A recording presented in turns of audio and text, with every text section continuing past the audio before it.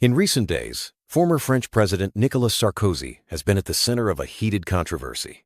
Following his conviction and sentencing to prison on September 25th, Sarkozy has not held back his criticism of the French justice system. He has publicly accused the judges of making a political decision and claimed they were motivated by hatred. These strong words have sparked significant debate and drawn sharp reactions from legal authorities and the public alike. As the story unfolds, it's clear that this is more than just a legal battle. It's a clash between political power and the rule of law. Sarkozy's statements didn't stop at the courthouse steps. In a lengthy interview with the right-leaning JDD, he continued his attacks, labeling the trial as a political process. Alongside his legal team, Sarkozy insisted that the judges were driven by personal animosity. These accusations have resonated strongly within conservative and far-right circles, fueling a broader debate about the impartiality of the French judiciary. The former mayor of Neuilly has also appealed the decision, signaling that this legal saga is far from over. Unsurprisingly, Sarkozy's remarks have deeply irritated the magistrates involved in his case. Both the president of the Paris court and the head of the National Financial Prosecutor's office, PNF, were quick to respond. Appearing on major French radio stations, they firmly rejected the former president's accusations. Their responses were not just personal defenses, they were also a defense of the integrity and independence of the French judicial system, which has come under intense scrutiny in the wake of Sarkozy's comments. Jean-François Bonnert, the head of the PNF, was particularly clear in his response. In a radio interview, he stated, "We have no hatred to express. Our compass is the rule of law." He denied any personal issue with Sarkozy and dismissed claims that his office specifically targets politicians. Bonnert emphasized that while many PNF cases involve political figures, this is simply a reflection of their jurisdiction, not a deliberate choice. His words aim to reassure the public that justice is being served impartially, without personal vendettas. The controversy has, unfortunately, escalated beyond words. Since the verdict, the presiding judge in Sarkozy's case has faced threats and harassment. Jean-François Bonnert condemned these actions as intolerable and unacceptable, reminding everyone that such attacks have been denounced at the highest levels of the French state. In response, 2 judicial investigations have been launched and assigned to the National Center for Combating Online Hate. This development highlights the growing risks faced by members of the judiciary in high-profile cases. Bonnert didn't mince words when discussing the broader implications of these attacks. He argued that discrediting a judge is an attack on the rule of law itself. "We are walking on our heads," he said, highlighting the absurdity and danger of violently criticizing and threatening a court. For Bonnert, such actions put democracy at risk, especially when the justice system is targeted with such vehemence. His message was clear. The independence of the judiciary is a cornerstone of democratic society. Payman Galley-Marzban, president of the Paris Judicial Court, also voiced his concerns. In a radio interview, he addressed Sarkozy's claims, stating that all the limits of the rule of law had been violated by the former president's accusations. He described the situation as a real drift in our democracy, emphasizing that threats against judges not carefully rendered judgments are what truly undermine the rule of law. For Galley-Marzban, this moment should serve as a wake-up call for everyone who values democratic principles. Galley-Marzban was careful to acknowledge the importance of freedom of expression. He noted that it is entirely legitimate to criticize a court decision. However, he drew a clear line. Attacking or discrediting judges themselves is an attack on the rule of law. This distinction is crucial in a democratic society, where robust debate is encouraged, but personal attacks on the judiciary are unacceptable. His comments reflect the delicate balance between open criticism and respect for institutions. The Paris court president also clarified how Sarkozy's sentence was determined. He pointed out that the court had considered Sarkozy's professional situation by making the prison sentence subject to a delayed effect. In normal practice, a 5-year prison sentence would typically result in immediate detention, with the defendant handcuffed in court. However, Sarkozy was allowed to remain free pending appeal. This explanation aimed to show that the court had acted fairly and with consideration for the former president's circumstances. Galley-Marzban emphasized that the justice system treats everyone equally. He remarked that many people are incarcerated immediately after sentencing, even if they plan to appeal. This is a daily reality in French courts, not an exception made for Sarkozy. By highlighting this point, the court president aimed to dispel any notion that the former president was being singled out or treated unfairly. The message: justice applies to all, regardless of status. The public reaction to this high-profile case has been intense. Supporters of Sarkozy see the trial as politically motivated, while others view it as a necessary demonstration of the rule of law. The media has played a significant role in shaping the narrative, with coverage often reflecting broader political divides. As the debate continues, the case has become a focal point for discussions about justice, democracy, and the limits of political power in France. Media outlets, especially those with strong political leanings, have amplified the controversy.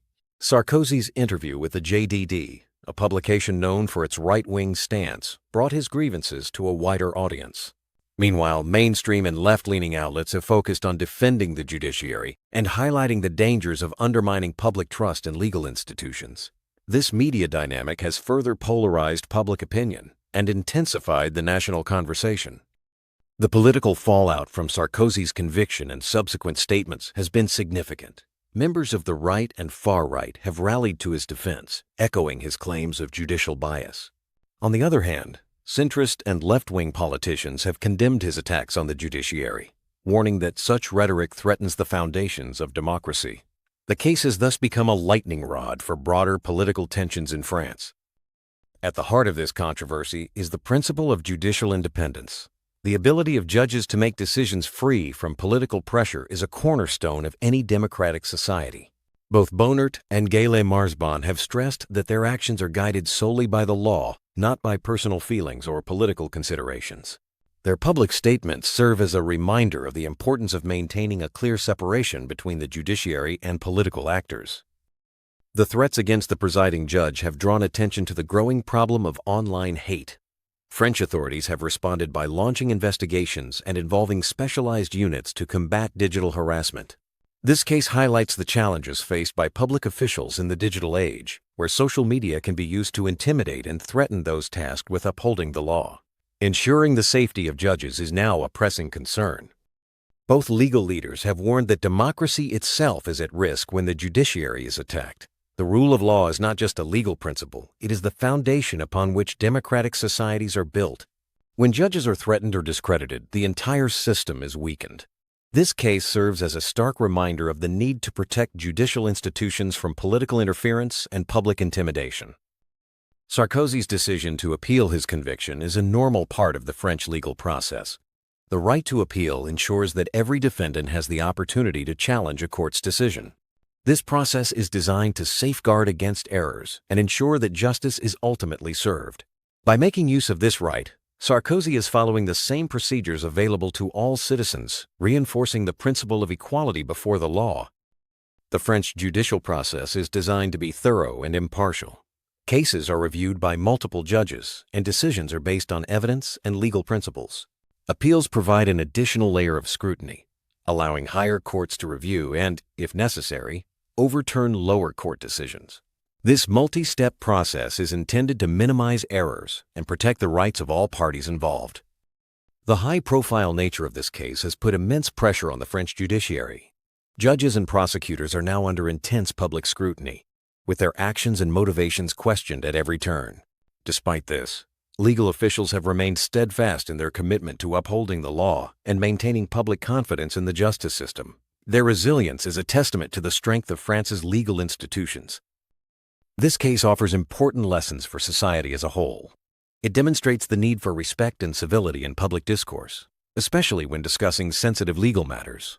It also highlights the dangers of allowing political passions to override respect for the rule of law.